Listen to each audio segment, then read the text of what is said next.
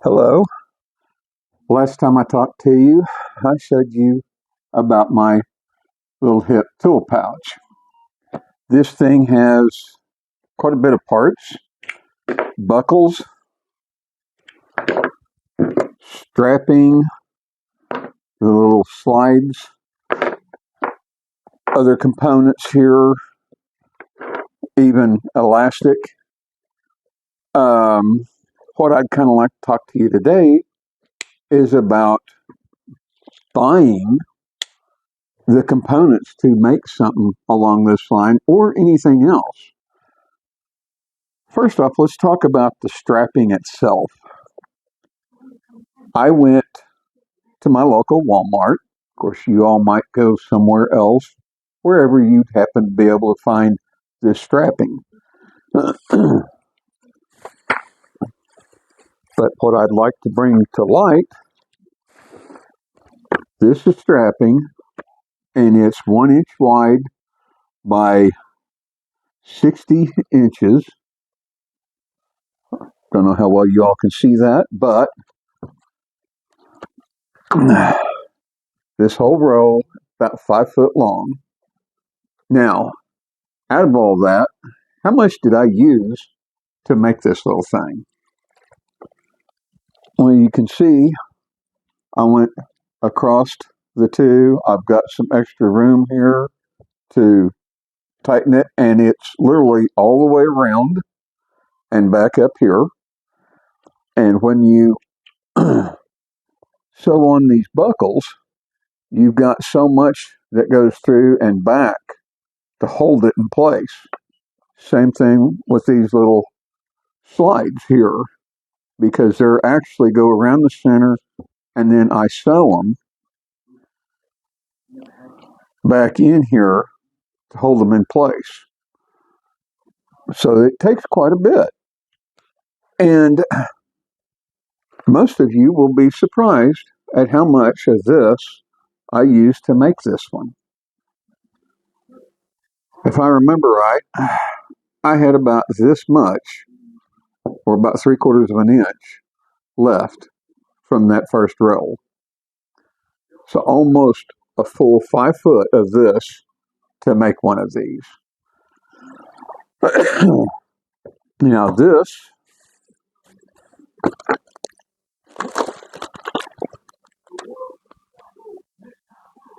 was a whole $2.97 for this. Something else when you're buying this stuff is, how thick is this? I looked on here. I don't see anywhere where it tells how thick or the tensile breaking strength or anything like that. Now, is that something you should be overly concerned with, making something like this? No, probably not. But get my little calipers here.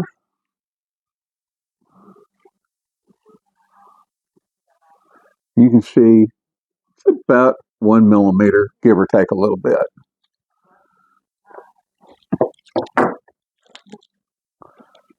This is a strap from an old lunchbox.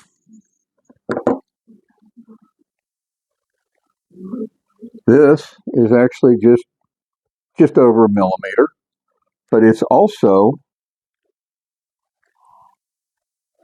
instead of being 25 millimeters wide, it's 30, or 1.189. Let's say 1.2 would be closer. 30.8 millimeters. So this would be a little something. If you've got plenty of this stuff, yeah, you could use this to make it. Basically the same thickness, but it's a little wider, gives a little bit more strength. Do you need it for something like this? Probably not. The buckles and such that I bought for this, they were $227 each. So, like I said, it starts adding up fairly quick. doing that sort of stuff. Is there another way of buying this stuff? More maybe in bulk? Absolutely. If you're going to do a whole lot of stuff, you can go to the internet and you can find places like Amazon and such where you can buy these in bulk. This is 50 buckles, and they basically come down to about, I think, 50 or 60 some cents a piece. Whole lot better deal than what I purchased locally. But now here's the thing. If you're never going to use these, it's going to be a waste of money. No sense in buying that many if you're not ever going to use them.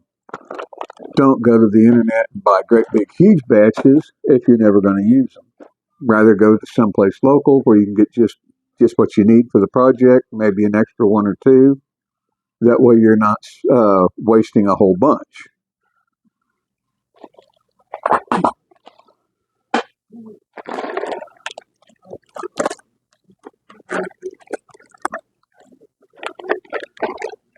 And here are the little tensioners that I used.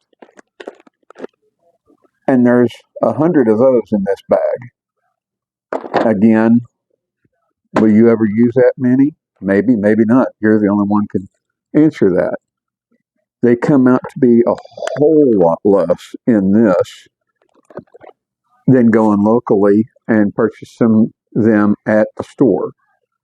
So if you're going to eventually use these, then by all means find a place online, whether it be Amazon or eBay or wherever. Buy these things in bulk. Now, one other big thing, I also bought me some webbing. This is 50 yards of webbing. I've only opened a little bit just to get where I can see it now, and I'm wanting to make a difference or make a comparison between this and the stuff I bought locally. Both same width, definitely a difference in thickness, but also if you look at the weave is much different. This is a much coarser, this is a much tighter weave. But if you take a look here on this is about 2 millimeters thick. This is some of the thickest stuff I've been able to find for sale. And again, like I said, this is 50 yards. Would you ever use something like that? If all you're making is one or two of these, I wouldn't go this way.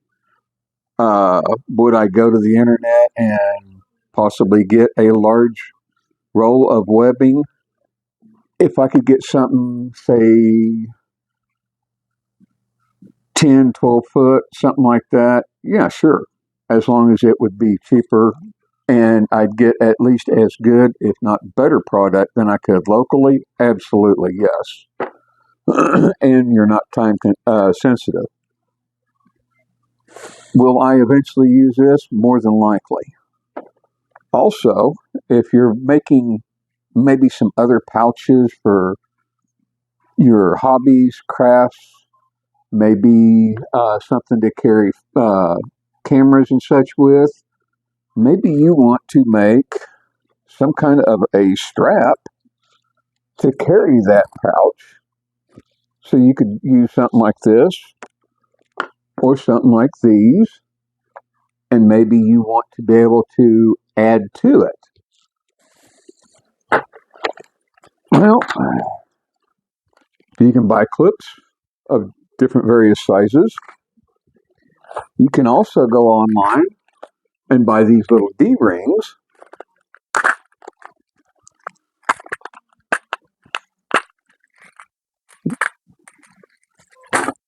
One thing to make sure about if you're going to be buying these D-rings, try to find them that don't have the little gap here.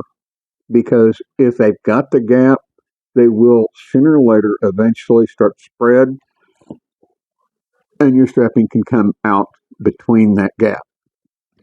Now, in putting it in, simple, put it through, you can take and come in and sew it something like that to keep it in place. You can leave it loose and let it ride up and down quite a bit. It's up to you. Another thing, if you'd rather, you could take something like this, put it through here like so, and then use this thinner stuff to go on the back side, cut it, sew it, and then that way you've got it captured in one particular spot, keeps it from sliding around a whole lot. Works very well if that's something that you want to do. Also, on your crafts and such, if you have anything, say a little hoodie with drawstrings, something you might think about is getting something like this to help hold it in place, kind of keep it nice and tight. I found this that is 2-in-1, which is great for these that don't have the zipper. But if you have a zipper and you want to be able to let this go full open, well, you can get a big assortment of these things, get different styles and shapes and things, use whatever you want. They do also have a variety of dual openings to help hold your drawstrings. And again, I found all that online and purchased it because I will sooner or later eventually go through all this stuff.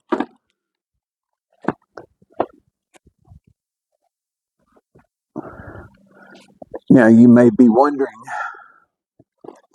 what in the world could you possibly use that much webbing for?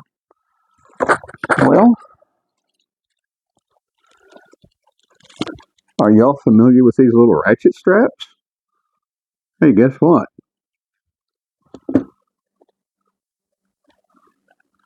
It's the exact same thing. Maybe you don't use the ratchet straps. Maybe you use these little friction belts. They got little hooks on each end and just a simple pull buckle that you can release or pull to tighten up. Same thing. You can literally take that same material, maybe add to or replace, because occasionally, sooner or later, you're going to have a belt that breaks. Not a good thing. Maybe you caught it in the lawnmower. Maybe you've had it outside and the sun's degraded it. The little hook is still good. So you just run that through like so. Make sure you've got about the same as the width. Sew that thing up. Now you've got a nice tight end. Use as much of this as you want to remake your strap. Or maybe you've got a bunch of these, but the ratchet's gotten mangled, bent. Maybe the little catch is falling apart. You know, who knows? But you've got a bunch of these little hooks, and you're wanting to use them to make these a little bit more useful, the ones that you do have. You could take this and these and make something like this here, which all you've got is a little opening, short length of webbing, and your hook. That way you could put this maybe on one just to add to it, or if you make it a little wider, you can slide it all the way up through, and that way you've got something going from one corner of your pickup to the other to help hold things in while something like this goes to the other corner. Various different ideas. Lots of possibilities for using webbing like this. Now that is where you would want the thicker material. This actually does show a strength on it. Now I forget what it was on the line, but it says right there 1150 pound. So you're supposed to be able to put 1,150 pounds on this webbing before you, and it should hold just fine. Much over that, yeah, you could burst it, but definitely an option.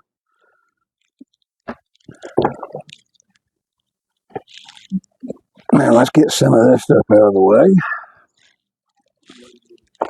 I'm a big time do-it-yourselfer. I remake stuff.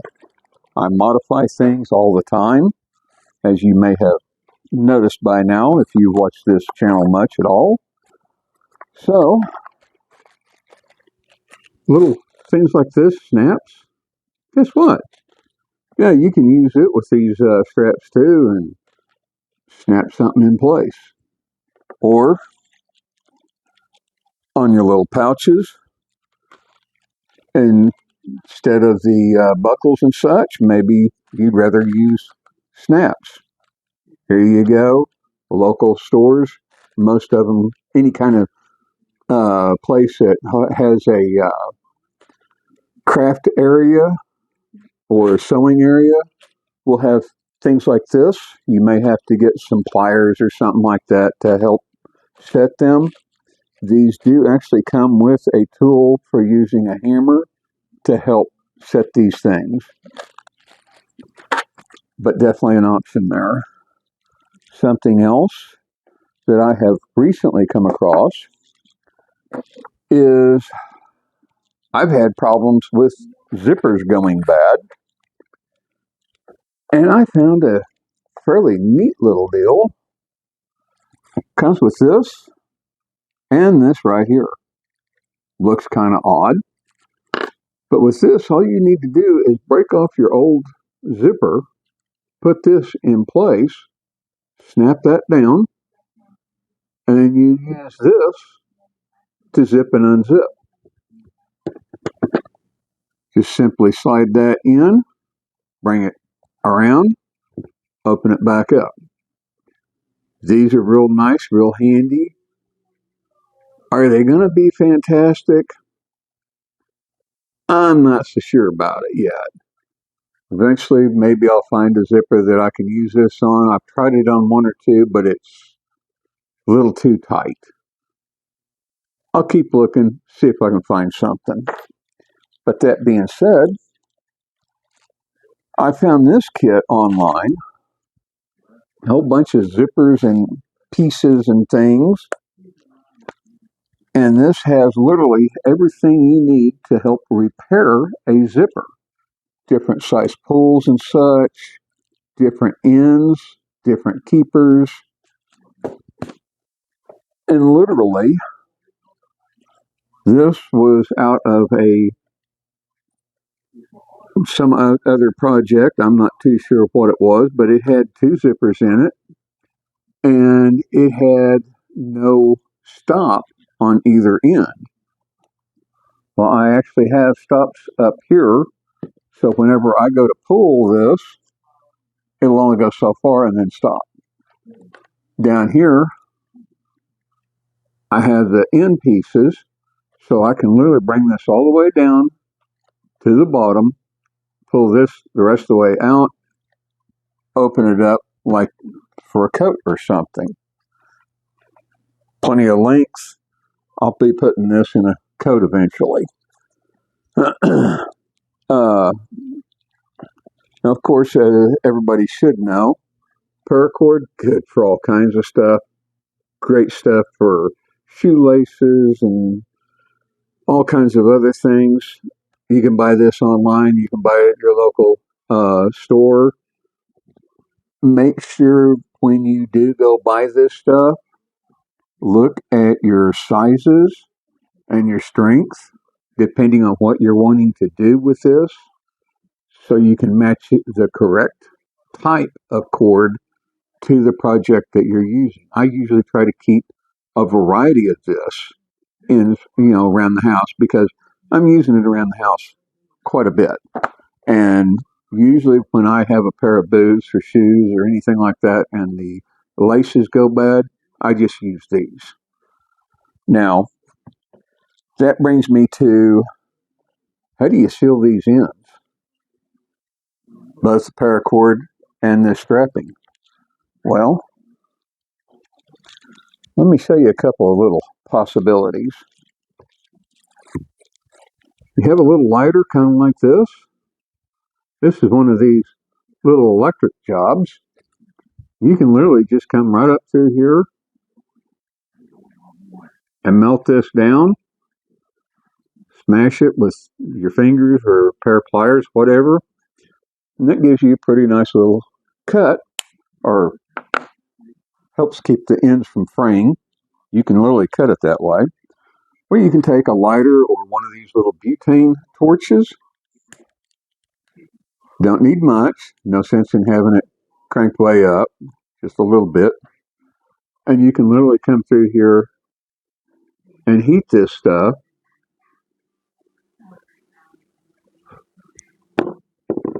And literally help keep it from fraying any more than what it already has. And that's true for crafts or tie down straps, anything like that that you might be using this stuff for. Now, most people that do this kind of stuff will already know these. It's just some simple little tips for people that maybe they haven't heard of this, maybe they haven't used this stuff, and they're wanting to try to learn something. So anyway, there's a couple of good little deals. Now, the bad thing about little torches and flames, you can accidentally start a full-blown fire. These little electric ones, they're less apt to start one. Can you? Absolutely. You get this going, it flames up, you drop it, now you got a big fire, so be careful with whatever you're going to use.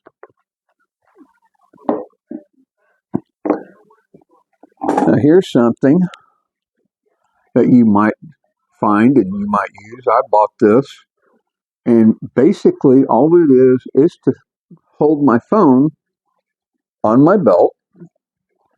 It has two little magnets on the top and in the corresponding locations down below.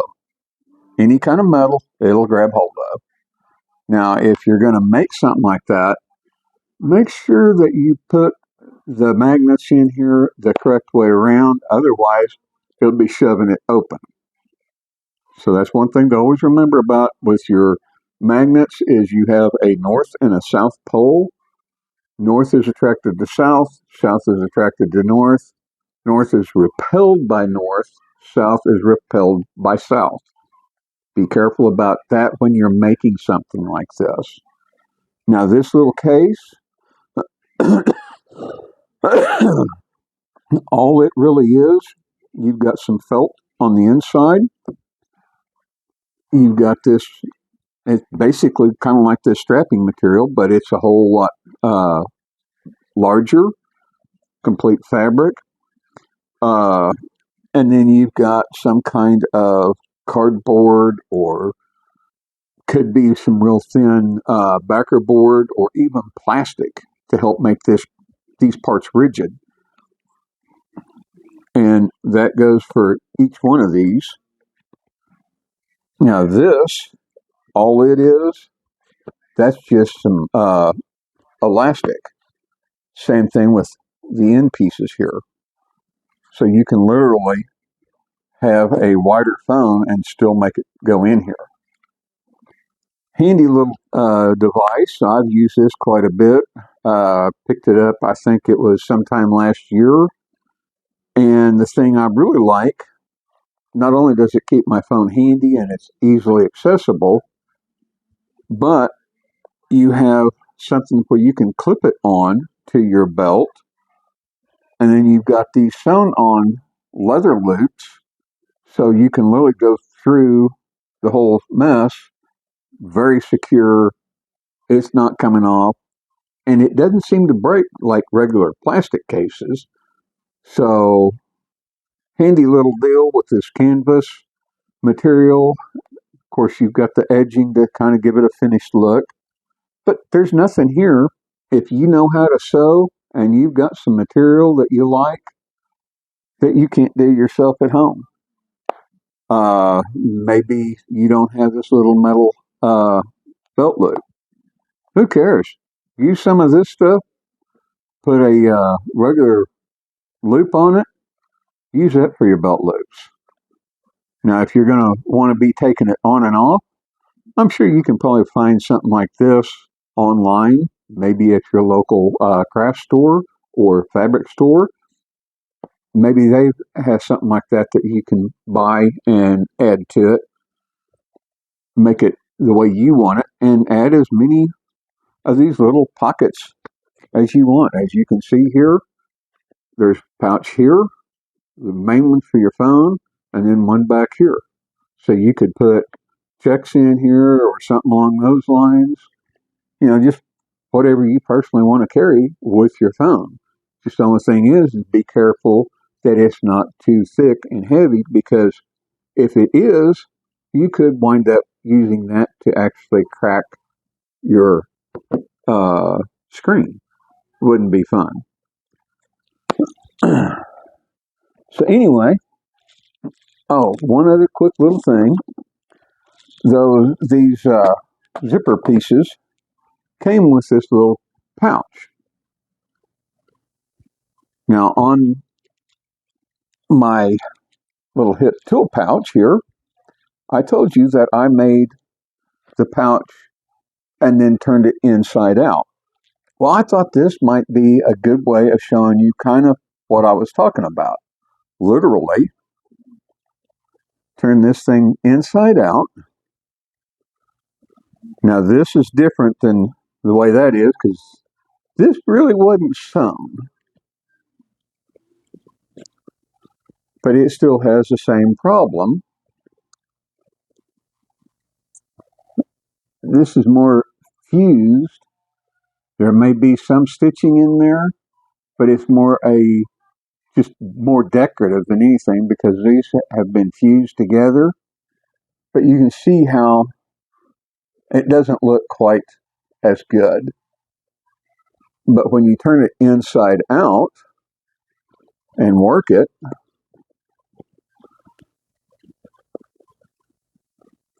get those ends all out there, right? Now you see those nice seams, the ends, gives it a more finished look. And then basically all they've done is taken some super thin drawstring, made a little channel up here at the top, put two of these together. So all you got to do is pull. There you go. Now, something else that you could do if you wanted to, like I showed you earlier,